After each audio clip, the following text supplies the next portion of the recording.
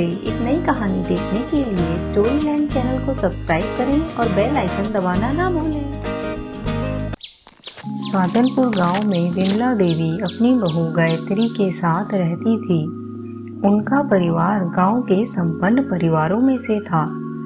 विमला बहुत पूजा पाठ वाली महिला थी।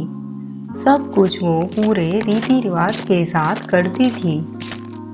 पिछले ही साल विमला देवी की सास का निधन हो गया था। उसे अपनी सास से बहुत ज्यादा लगाव था।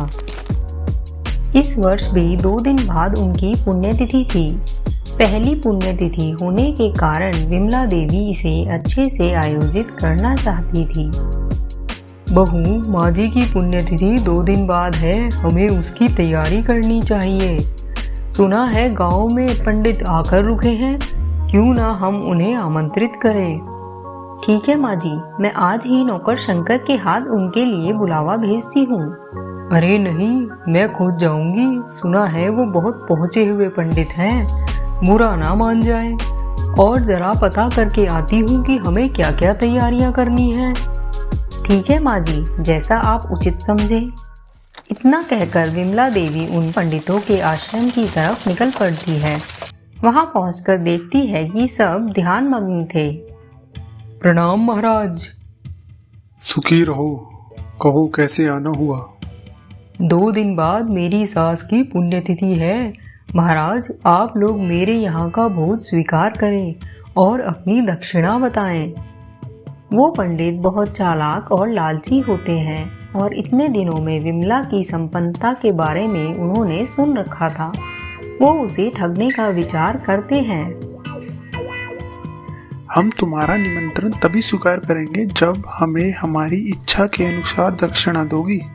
उसकी चिंता आप ना करें महाराज, जो आप कहेंगे मैं अपने पूरे सामर्थ्य के अनुसार करूंगी। ठीक है, फिर पहले तुम अपनी सास की अंतिम इच्छा बताओ।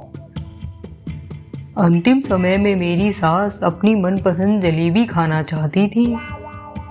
तो ठीक है, अपनी सास की आत्मा की शांति के लिए तुम 13 चांदी की थाली में सोने भर के जलेबियां तैयार रखना। उन जलेबियों में मोती होने चाहिए, जवाहरात होने चाहिए। वही सब हम अपनी दक्षिणा स्वरूप लेंगे, पर तुम इस दक्षिणा के बारे में किसी को बताना मत। ठीक है महाराज। ऐसा कहकर विमला अपने सुनार के पास आ जाती है। सुनार को वो दक्षिणा का सामान बनाकर पुण्यतिथि वाले दिन घर पर भिजवाने के लिए कहती है। घर आकर वो अपनी बहू को सब बात बताती है, पर दक्षिणा के बारे में कुछ नहीं कहती। पुण्यतिथि वाले दिन पंडित जी घर आते हैं। चलती फिरती सी पूजा करते हैं, जल्दी जल्दी भोजन करते हैं, क्योंकि उन्हें तो बस दक्षिणा लेने की जल्दी थी। अब हम सभी को दक्षिणा देकर प्रस्थान करने की इजाजत दें। अरे शंकर, जरा सुनार का भिजवाया दक्षिणा का सामान लेकर आना। शंकर मलमल के कपड़े से ढका हुआ दक्षिणा का सामान लेकर आता है। ये लीजिए माँ जी। एक एक करके सबको दक्षिणा का सामान देते चलो। शंकर जैसे ही मलमल का कपड़ा उठाता है, तब वो और गायत्री दक्षिणा का सामान देखते हैं। उन दोनों की आंखें फटी की फटी रह जाती हैं। गायत्री समझ जाती है कि इन पंडितों ने उसकी सास को बेवकूफ बनाया है, पर इतने लोगों के आगे वो कोई तमाशा नहीं करना चाहती थी, तो वो चुपचाप सब होने देती है। दक्षिणा लेकर जब पंडित वहां से चलने लगते हैं, तो वो उनके पीछे जाती है। अरे सुनिए पंडित जी। कहो बहन। पंडित जी, आप सब तो अत्यंत ज्ञानी हैं। मैं भी आपको कुछ दक्षिणा देना चाहती हूँ।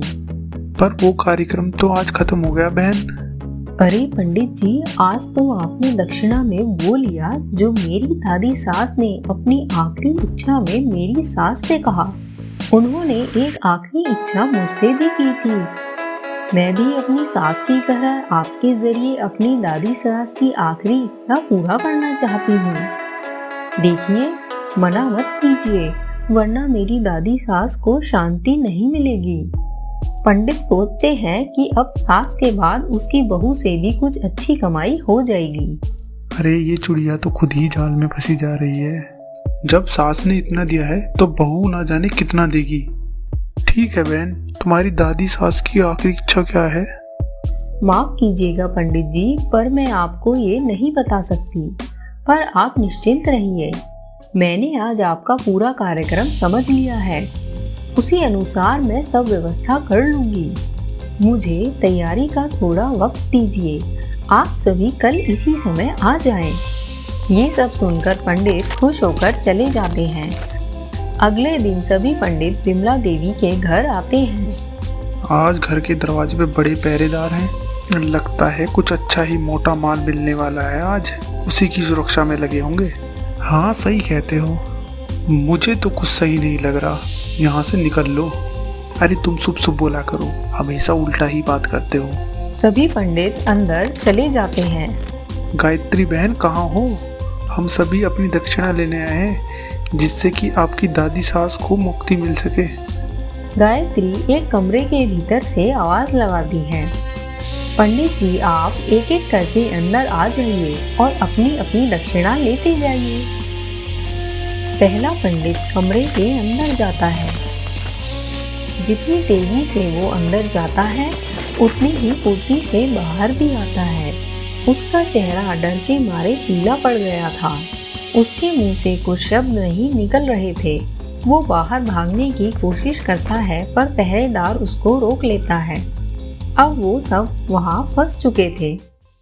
अरे बताओ तो ऐसा क्या मिल गया जो दौड़े चले जा रहे हो? हमसे भी नहीं मिल रहे।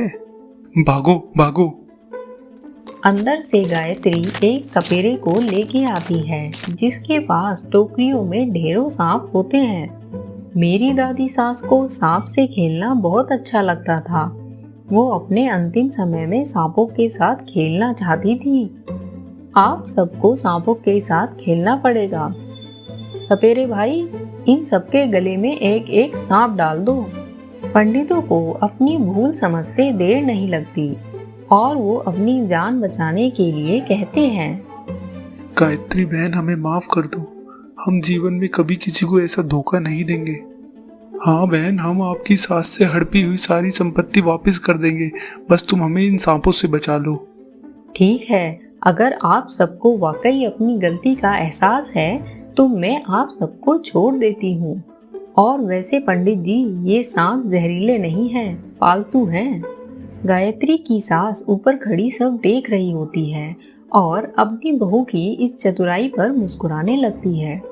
ढोंगी पंडित विमला से छल से ली हुई दक्षिणा उसी दिन वापस कर देते हैं। जो भी हो, आपने मेरी माँ जी की पुण्यतिथि की पूजा की थी। मैं आपको खाली हाथ नहीं जाने दूंगी। जान बची तो लाखों पाए। अब तो बहन जो चाहो वो दे दो। बाकी हमें तो हमारा सबक तुम्हारी बहू गायत्री से मिलके मिल चुका है। विमला देवी और गायत्री उन्हें सम्मानजनक दक्षिणा देकर विदा करते हैं। प्यारे दोस्तों, मैं हूँ आपकी सुपर सासू और मैं हूँ आपकी बेस्ट बहू। आपको हमारी स्टोरी अच्छी लगी तो हमारे चैनल को सब्सक्राइब करें और बेल आइकन को दबाएं, जिससे हमारी लेटेस्ट स्टोरी की नोटिफिकेशन आपको सबसे पहले मिले।